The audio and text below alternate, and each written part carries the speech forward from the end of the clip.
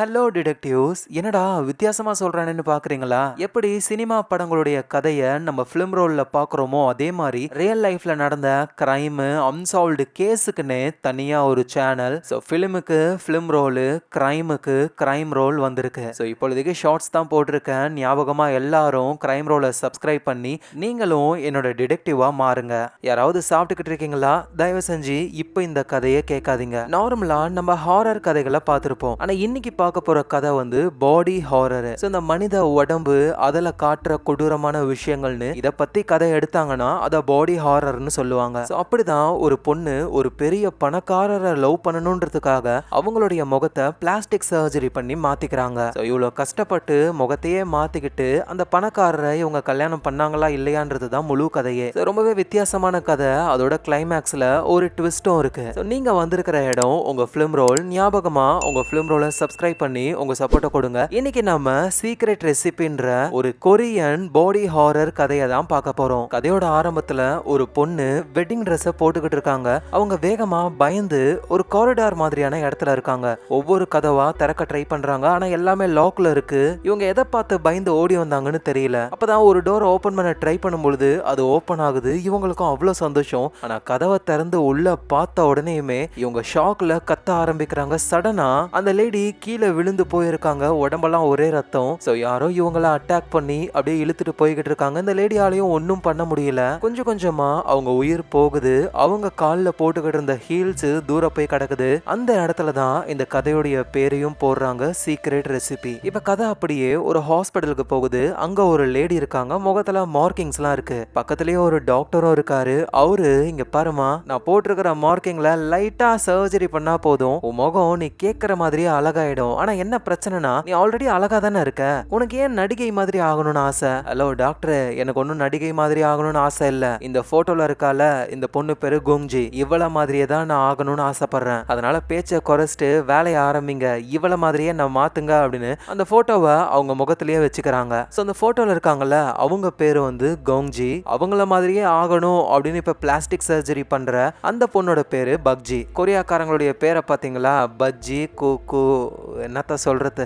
இப்ப கதை வந்து அந்த கோங்ஜி கிட்ட போகுது. அவங்க கூடவே கோங்ஜியோடைய ஸ்டெப் மதர் இருக்காங்க. அந்த ஸ்டெப் மதர் சொல்றாங்க, ஏமா உனக்கு ஓகேவா? ஏன்னா நீ அந்த பெரிய பணக்காரரை கல்யாணம் பண்ண போற, ஆனா மத்தவங்க மாதிரி வெட்டிங் எல்லாம் பண்ணாம ரொம்ப சாதாரணமா முடிக்கிறீங்களே. ஏன்னா வெட்டிங் எல்லாம் வச்சா எல்லாருக்கும் தெரியும் நான் அவருடைய 6வது ஒய்ஃப்ன்ட்டு தேவையில்லாம நானே பப்ளிசிட்டி பண்ண மாதிரி இருக்கும். எனக்கு தேவை அவரை கல்யாணம் பண்ணா போதும், அவ்வளவுதான். அது சரி, 1ஆவதா இருந்தா என்ன, 6ஆவதா இருந்தா என்ன, அவரை கல்யாணம் பண்ணா லக்ஸரி லைஃப் தானே வாழ போற அப்படின்னு அம்மா சொல்றாங்க. கோங்ஜியும் சரி சரி டைம் ஆயிடுச்சு, நான் கல்யாணம் பண்ணிக்க போற அந்த பணக்காரரு மின்னு நம்ம வீட்டுக்கு டின்னர் சாப்பிட வர்றாரு தெரியும்ல அப்படின்னு சொல்லி கோங்ஜி வந்துட்டு நல்ல ட்ரெஸ் எல்லாம் போட்டுக்கிறாங்க. கோங்ஜியும் அவங்க ஸ்டெப் மதர் கிட்ட, ஆமா பக்ஜி எங்க அப்படின்னு சொல்லி கேட்க, ஓ உன் சிஸ்டரா, அவ மேக்கப் போட்டுக்கிட்டு இருக்கா. உடனே கோங்ஜியும் ஷாக் ஆகுறாங்க. என்னோட ஃபியான்சே என்ன பார்க்க வராரு, இவ எதுக்கு மேக்கப் போடணும்? அதுக்குன்னு மேக்கப் போடாம இருக்க முடியுமாமா? அவ உன்னோட சிஸ்டர் தானே. அவ ஒன்னும் என் சிஸ்டர் கிடையாது, உங்க பொண்ணு, நீங்க ஏன் ஸ்டெப் மதர். உடனே அம்மாவும், கோங்ஜி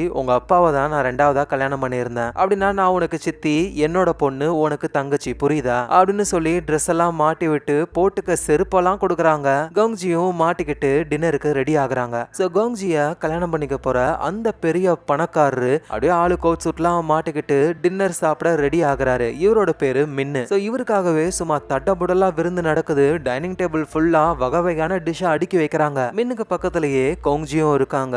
அம்மா வந்து ஃபுட் எல்லாம் கொண்டு வந்து சர்வ் பண்றாங்க. என்னால சத்தியமா நம்பவே முடியல. எல்லாருமே சொல்றாங்க, மின் உங்களுக்கு 60 வயசாமே, ஆனா உங்க முகத்தை பார்த்தா அப்படியே எங்க 20 வயசு ஆள் மாதிரி தான் இருக்கீங்க, ஒரு சின்ன சுருக்கம் கூட இல்ல. உடனே கோங்ஜியும், அம்மா ப்ளீஸ் இந்த மாதிரி கேள்விகள்லாம் கேட்காதீங்க, அவருக்கு ஒரு மாதிரி இருக்கும்னு தெரியாதா? ஐயோ ஆமால, சாரி மின், தெரியாம ஏதோ அவசரத்துல கேட்டேன்.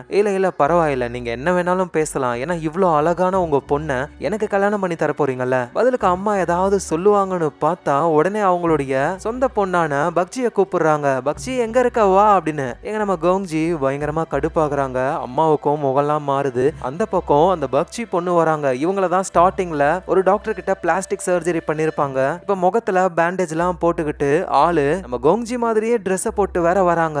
ஆக்சுவலா என்ன அப்படின்னா, இந்த மின்னுன்ற ஒரு பெரிய பணக்காரரு இவரு வந்துட்டு கோங்ஜிய வந்து விரும்புறாரு. அவங்கள தான் கல்யாணம் பண்ணிக்க போறாரு. இதனால கடுப்பாகுறாங்க யாரு? கோங்ஜியோடைய ஸ்டெப் மதரும் அவங்களுக்கு பிறந்த இந்த பக்ஜின்ற பொண்ணும். சோ அதனால அந்த மின்ன நம்ம பொண்ணுக்கு தான் கல்யாணம் பண்ணி வைக்கணும் அப்படின்னு பக்ஜி டாக்டர் கிட்ட போயிட்டு கோங்ஜி மாதிரியே முகத்தெல்லாம் ஆபரேஷன் பண்ணிட்டு வந்து கோங்ஜி மாதிரியே ட்ரெஸ்ஸையும் போட்டு வந்து டைனிங் டேபிள்ல உட்கார்றாங்க. கோங்ஜிக்கு ஒரு மாதிரி ஆகுது. அப்படியே அவங்க கல்யாணம் பண்ண போற அந்த மின்ன பாக்குறாங்க. எங்கடா அப்பா அவரு தங்கச்சி மேல விழுந்துருவாரோ அப்படின்னு. அதுக்கேத்த மாதிரியே மின்னும் எனக்கு ஒரு கேள்வி. கோங்ஜி அவளுடைய அப்பாவோட ஒய்ஃபுக்கு பிறந்தவ. பக்ஜி வந்து உங்களுக்கு பிறந்தாங்க. ஆனா பாக்குறதுக்கு கோங்ஜியும் பக்ஜியும் ஒரே மாதிரி இருக்கிற மாதிரி இருக்கு. உடனே ஸ்டெப் மதரும் அது வந்து இவங்க ரெண்டு பேருமே அவங்க அப்பா மாதிரி. என்னதான் அம்மா வேற வேறையா இருந்தாலும் அப்பா ஒண்ணு தானப்பா. உடனே கோங்ஜியும் சின்ன வயசுல இருந்தே நானும் என் சிஸ்டரும் ரொம்ப க்ளோஸ். ரெண்டு பேரும் ஒரே மாதிரி ட்ரெஸ் போடுவோம், ஒரே மாதிரி ஃபுட் சாப்பிடுவோம், எல்லா டேஸ்டும் ஒரே மாதிரி தான். உடனே பக்ஜி வந்து ஆமா ஆமா எங்களுக்கும் ஒரே மாதிரி ஆண்களை தான் பிடிக்கும் அப்படின்னு சொல்ல கோங்ஜி கடுப்பாக்குறாங்க.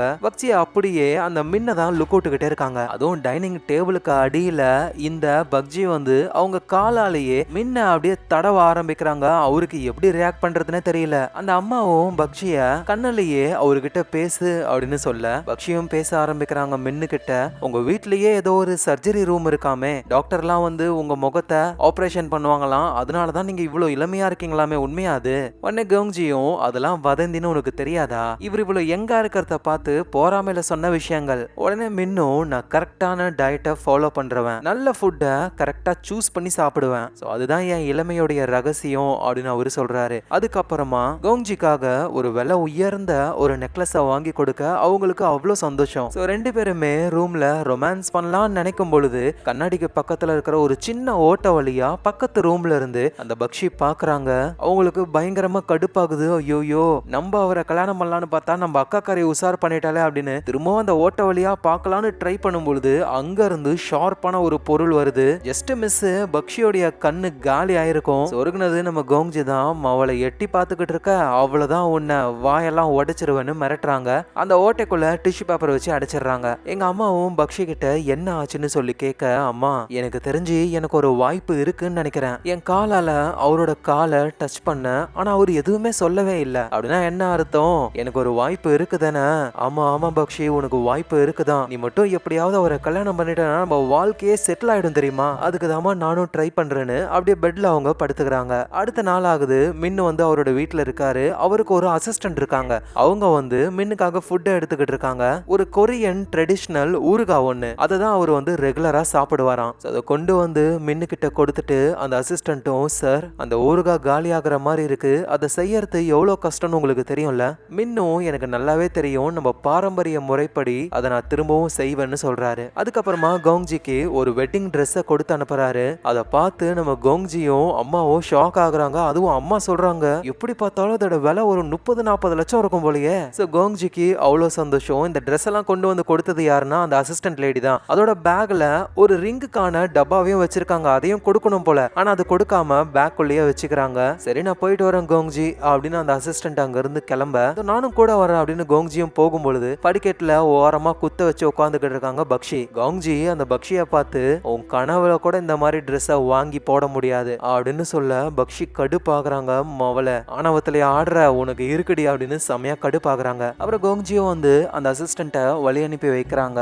இத அந்த பக்ஷியும் அவங்க அம்மாவும் பார்த்து பயங்கரமா கடுப்பாக்குறாங்க. கவலைப்படாத, எப்படியாவது இவ கதையை முடிப்போம் அப்படின்னு அவங்க பொண்ணு பக்ஷிய சமாதானப்படுத்துறாங்க. கோங்ஜியோடைய ரூம்ல தான் அந்த வெட்டிங் ட்ரெஸ் இருக்கு. அந்த வெட்டிங் ட்ரெஸ் அப்படியே திடீர்னு ரத்த கரையா அதுல இருந்து ரத்தம் கொட்ட ஆரம்பிக்குது. எந்த அளவுக்கு ரத்தம்னா நம்ம கோங்ஜியோடைய ரூம் முழுக்க ரத்தம் நிரம்பி போயிருக்கு. அவங்க கீழே காலை வச்சா ஃபுல்லா ரத்தம். பயத்துல அவங்க கத்துறாங்க. பார்த்தா இது எல்லாமே ஒரு கனவு. நைட் டைம் ரொம்ப அமைதியா இருக்கா. பக்கத்து ரூம்ல பக்ஷியும் அவங்க அம்மாவும் பேசிக்கிற சவுண்டு கோங்ஜி காதுல கேக்குது. மின்னு கோங்ஜிக்காக கொடுத்த அந்த வெட்டிங் ட்ரெஸ்ஸ பக்ஷி போட்டுக்கிட்டு இருக்காங்க. பாத்தியா, இது உனக்கு தான் பர்ஃபெக்ட்டா ஃபிட் ஆகுது. கோங்ஜிக்கு நல்லாவே இருக்காது. எனக்கு என்னமோ நீ தான் அவரை கல்யாணம் பண்ணிக்க போறியோன்னு தோணுது. அதுக்காக என்ன பண்ணணும்னாலும் கொலையே பண்ண சொன்னா கூட நான் பண்ணுவேன் உனக்காக அப்படின்னு அம்மாவும் பொண்ணும் பேசிக்கிட்டு இருக்கும்போது சடனா அங்க நம்ம கோங்ஜி வராங்க. யாரை கேட்டு என்னோட வெட்டிங் ட்ரெஸ் எடுத்து போட்டுட்டு இருக்கீங்க? ஏன்னா என்னோட பொண்ணு தான் மன பொண்ணு, நீ கிடையாது. என்ன சொல்றீங்க நீங்க அப்படின்னு கோங்ஜி கடுப்பாக. ஏன்னா உன்னாலதான் வெட்டிங்க்கு வரவே முடியாது. ஏன் என்னால வர முடியாது? ஏன்னா கோங்ஜி உனக்கு காலே கிடையாதுன்னு சொல்ல கோங்ஜியும் குனிஞ்சு பார்த்தா அவங்க காலு கட்டாகி போயிருக்கு. பயங்கரமா கத்துறாங்க. சடனா தூக்கத்துல இருந்து கண்ணை முழிச்சு எழுந்துக்கிறாங்க. அப்படின்னா ரெண்டாவது வந்ததும் கனவுதான். அப்படியே போர்வைய விலக்கி அவங்க காலை பாக்குறாங்க. எப்பாடா என் கால் இருக்கு. எழுந்து ஜன்னலை பார்த்தா விடிஞ்சிருச்சு. சரி ஜன்னலை திறந்து காத்து வாங்குவோன்னு திறக்க ட்ரை பண்ணா சுத்தமா முடியல. ஏன்னா ஜன்னலை திறக்க முடியாத மாதிரி ஆணி அடிச்சு லாக் பண்ணிருக்காங்க. சரின்னு வேகமா போயிட்டு டோரை ஓபன் பண்ணலான்னு பார்த்தா அதையும் திறக்க முடியல. பக்ஷியும் அவங்க அம்மாவும் டோரை வந்து வெளியே கட்டைகளெல்லாம் வச்சு மொத்தமா க்ளோஸ் பண்ணிட்டாங்க.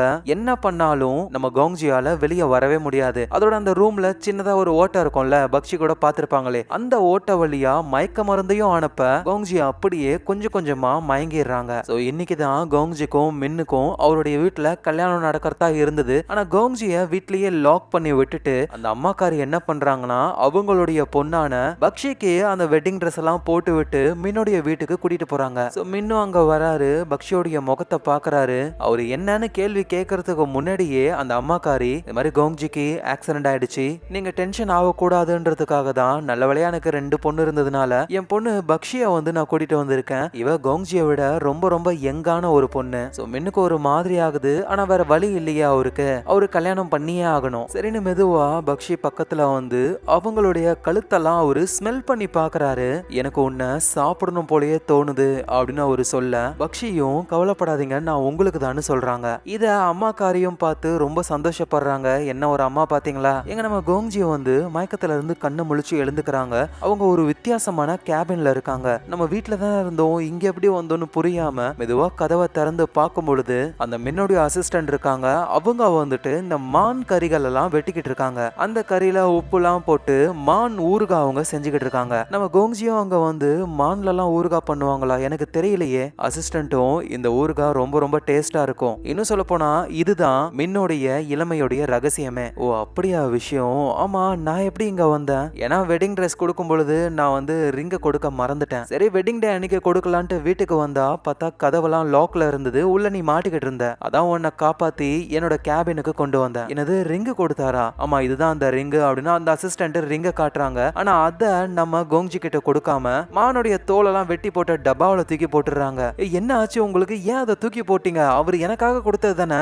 கோங்ஜி உனக்கு புரியலையா, ஆல்ரெடி உன்னுடைய சிஸ்டர் பக்ஷிய மின்னு கல்யாணம் பண்ணிட்டாரு. சோ எல்லாமே முடிஞ்சிருச்சு, இதுக்கப்புறம் உன்னால எதுவும் பண்ண முடியாது, கிவ் அப் ஆகிடு. ஆனா கோங்ஜி அதெல்லாம் கேட்காம ஓடி போயிட்டு அந்த கரியில இருக்கிற அந்த ரிங்கை எடுத்து அவங்க கையில மாட்டிக்கிட்டு என்னுடைய மொத சாய்ஸ் நான் தான், நான் தான் அவரை கல்யாணம் பண்ணுவேன், என்னோட சிஸ்டர் கிடையாது அப்படின்னு அவங்க சொல்றாங்க. ஆனா ஆல்ரெடி பக்ஷி கூட கல்யாணமே முடிஞ்சு அவங்க வந்து மீனுடைய வீட்டை சுத்தி பார்த்துக்கிட்டு இருக்காங்க. அந்த சர்ஜரி ரூமுக்கும் வராங்க. பாத்தீங்களா உங்க வீட்டுல ஒரு சர்ஜரி ரூம் இருக்கு, அதான் நீங்க எங்க இருக்கீங்களா, நான் உங்களுடைய மனைவியா ஆனதுனால எனக்கும் அந்த ஆபரேஷன்லாம் பண்ணி ப்ளீஸ் என்னையுமே எங்காவே வச்சுக்கோங்க அப்படின்னு சொல்லி அந்த ரூமை செக் பண்ணிக்கிட்டே இருக்கும்போது தான் ஒரு ரூம்ல டூல்ஸ் எல்லாம் ரொம்ப ரொம்ப பெருசு பெருசா இருக்கு. ஆமா இந்த டூல்ஸ் எல்லாம் எதுக்கு யூஸ் பண்ணுவீங்க அப்படின்னு சொல்லி கேட்கும் பொழுது சீக்கிரமாவே நீ இதை புரிஞ்சுப்ப அப்படின்னு சொல்லி கழுத்துலயே ஒரு இன்ஜெக்ஷனை இறக்குறாரு அந்த மின்னு பக்ஷிக்கு. நைட் டைம் ஆகுது. நம்ம கோங்ஜி இருக்காங்கல்ல அவங்க வந்து அந்த மின்னுடைய வீட்டுக்கு தான் வந்திருக்காங்களே, கையில அந்த ரிங்க போட்டுக்கிட்டு அங்க வெள்ளை கலர்ல துணி இருக்கும், அதை எடுத்து தலையில மாட்டிக்கிட்டு வெட்டிங் பொண்ணு மாதிரியே எனக்கு அவரு தான் வேணும் அப்படின்னு சொல்லி வந்து நிக்கிறாங்க. அதுவும் உள்ள வந்தவங்க மின்ன கூப்பிடாம நைஸாவே உள்ள வந்துகிட்டே இருக்காங்க. ஒரு கதவையும் மெதுவா அவங்க திறக்கிறாங்க. இந்த நேரத்துல மயக்க மருந்தை இறக்குன நம்ம பக்ஷி கண்ணு முழிச்சு எழுந்துக்கிறாங்க. பார்த்தா அவங்க அந்த சர்ஜரி பண்ற ரூம்ல தான் உடம்பு ஃபுல்லா கட்டி போட்டு வச்சிருக்காரு அந்த மின்னு. பொதுவா இந்த இடத்துக்கு யாரையும் நான் கூட்டிட்டு வர மாட்டேன், ஏன்னா எல்லாரையுமே நான் தான் சூஸ் பண்ணுவேனே, ஆனா என்ன சூஸ் பண்ணி வந்த ஒரே ஆளு நீ தான், சோ நீ டிசர்வ்டு, இதெல்லாம் நீ பார்க்கணும் அப்படின்னு, உன் தோலுக்கு உள்ள என்ன இருக்குன்னு நான் பார்க்கணும்னு ஆசைப்படுறேன் அப்படின்னு கத்தி எடுத்து அந்த பக்ஷிய கிழிக்க ஆரம்பிக்கிறாரு. ரத்தம் கொட்டுது, அந்த பொண்ணும் கதறாங்க. அதுவும் அந்த பொண்ணுடைய ரத்தம் வலியுது.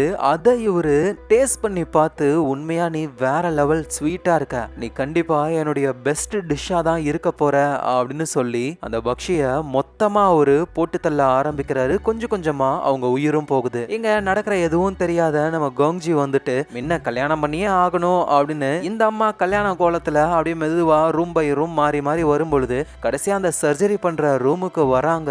அங்க மின் இருக்காரு. அவர் என்ன பண்றாருன்னு எட்டி பார்க்கும்போது தான் அந்த இடமே ஃபுல்லா ரத்தமா இருக்கு. மின்னு பக்ஷியோடைய உடம்ப கட் பண்ணிக்கிட்டு இருக்காரு. இறந்து போன நிலைமையில பக்ஷியோடைய முகமும் கோங்ஜிய பார்க்க அவ்வளவுதான் அவங்க பயந்து போறாங்க.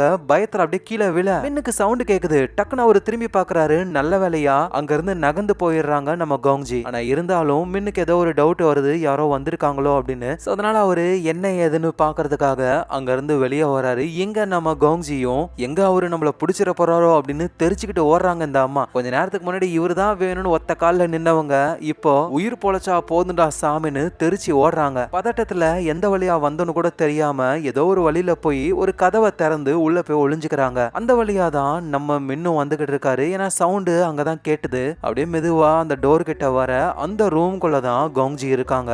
இவரும் அந்த டோரை திறக்க போறாரு போல. இங்கேயா இருந்தா மாட்டி போன்ட்டு மெதுவா சத்தம் போடாம தவழ்ந்து அந்த இடத்துலயே ஒளிஞ்சுக்கலாம்னு நினைக்கும் போதுதான் டக்குன்னு ரத்த கரையோட இருக்கிற ஒரு கை வந்து நம்ம கோங்ஜியோடைய காலை பிடிக்கிற மாதிரி இருக்கு. பார்த்தா ஒன்னுத்தையும் காணோம். மின்னும் வந்து அந்த கதவை திறக்க போறாரு. இவங்க வேக வேகமா போயிட்டு ஒளிஞ்சுக்கிறாங்க. சோ மின் கதவை திறந்து பார்க்கும் பொழுது அந்த ரூம் ஃபுல்லாவே வெட்டிங் ட்ரெஸ்ஸா இருக்கு. அத வந்து பொம்மைகளுக்கு போட்டு வச்சிருக்காரு. அந்த ரூம்ல யாரும் இருக்கிற மாதிரி தெரியல. அதோட அவருக்கு போன் காலும் வந்ததுனால அந்த ரூமை க்ளோஸ் பண்ணிட்டு அவர் அங்க இருந்து போயிடுறாரு. நம்ம கோங்ஜியும் நிம்மதி ஆகுறாங்க. அப்படியே மெதுவா எழுந்து நின்னு அந்த ரூம்ல இருக்கிற எல்லா வெட்டிங் ட்ரெஸ்ஸையும் பார்த்து ஒரு பொம்மைக்கு முன்னாடி அப்படியே கண்ணாடியை பார்க்கும் பொழுது இவங்களுக்கு அந்த வெட்டிங் ட்ரெஸ் போட்ட மாதிரியே இருக்கு. இவங்க மூச்சு விடுறாங்க. பார்த்தா அந்த பொம்மையும் மூச்சு விடுது. டக்குனு இவங்க ஓரமா வந்துடுறாங்க. அது மூச்சு வேகமா விட்டுட்டு பயந்து போய் இருக்கிற நம்ம கோங்ஜிய அந்த உருவம் பிடிக்க வர டக்குன்னு பார்த்தா கோங்ஜி மயக்கத்துல இருந்து கண்ணை முழிச்சு எழுந்துக்கிறாங்க. பக்கத்துல அந்த பக்ஷியோடைய அம்மா இருக்காங்க. நடந்ததெல்லாம் உண்மையா கனவான்னு புரியல.